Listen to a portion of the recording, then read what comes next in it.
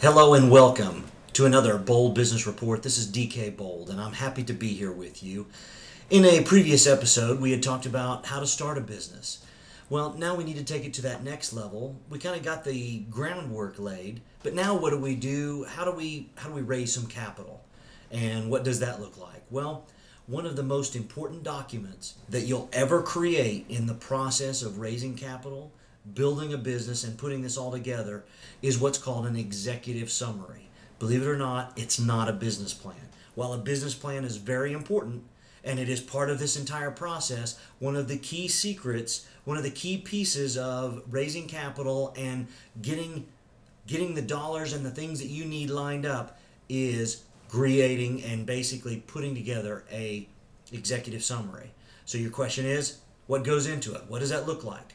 Well, first and foremost, think of it like a resume for your business. Well, how long should it be? That's relatively simple. Depending on how complicated your business is, it could be as simple as one page. Ideally, it's around 2 to 3 pages, rarely longer than 5 pages. So as you look at it, if you have a relatively complicated business and it might take a little bit to explain and put together, 2 to 3. If you have something that's relatively simple, hey, we want to start a new gas station, or you want to start a franchise business, and while those are not necessarily uncomplicated, they can be somewhat cookie cutter, and the executive summary is relatively, hey, here's what we're doing, here's the business that we're putting together, and here's the pieces that go. Now, what's the most important secret? What's the key? And you might want to listen close. Come in a little closer. What's the key to the executive summary? What's the one most important thing you must have in the executive summary? Simply put, you must cause, in this 1 to 3 page document, you must cause the reader to become curious enough about your business, about you and what you can deliver, to cause them to take the next step. What's that next step?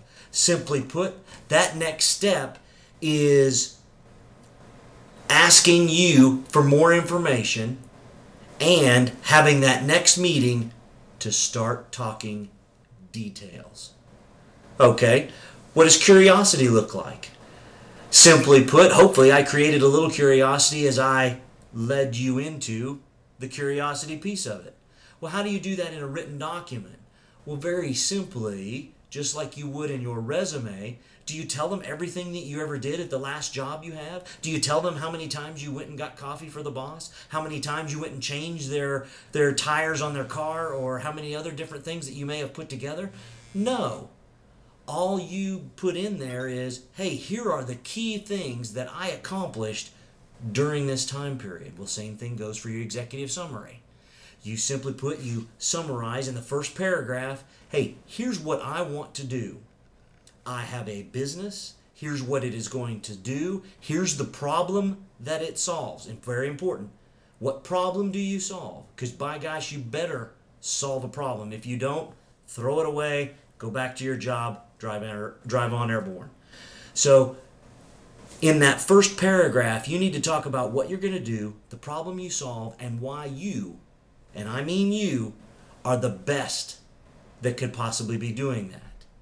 After that, the paragraphs and the formatting, somewhat of a personal taste, and it's possible someone you may bring your desire for funding for, they may have a certain template, but that first paragraph and those first pieces need to tell a quick and very simple story. Hey, who you are, what you're going to do, what problem you solve, and why you're the best at doing it. After that, now you take that into the details. What is your business? Okay? What are the things that are important in your business? What are the risks? Don't be afraid of this. You got to put them in there, because if you don't, if you make it to the next step, they're going to ask. Every business has risks. Every business has competitors. I don't care if you just created a time machine and nobody else has it. It has competitors. What's your competitor to a time machine? The competition is, simply put, people who don't want to go into different times. Very simply, some people just don't want to do that. That's your competitor. What do you cause people to do? So forget about time machines. Back to a real business, if you will. What's going to cause people? I mean, what are the things that people are going to run into, or what you're going to run into as far as your competition? You may have a new cutting edge design or a new cutting edge product, but you are going to run into things. Maybe it's just simply people aren't going to buy it because they don't want to.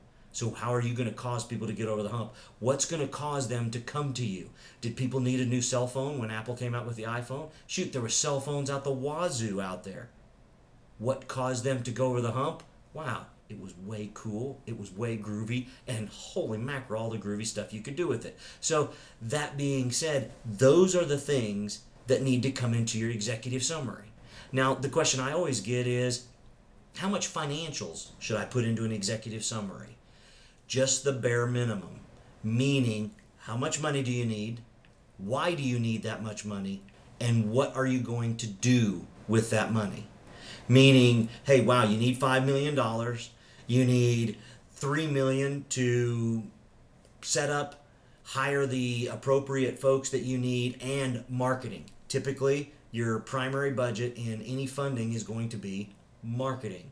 So then all I would do in that executive summary is, specifically if you're asking for 5 million, or if you're asking for 10 or 2 or a $500,000, whatever that number is, I would take the largest piece of it and break that down into some detail.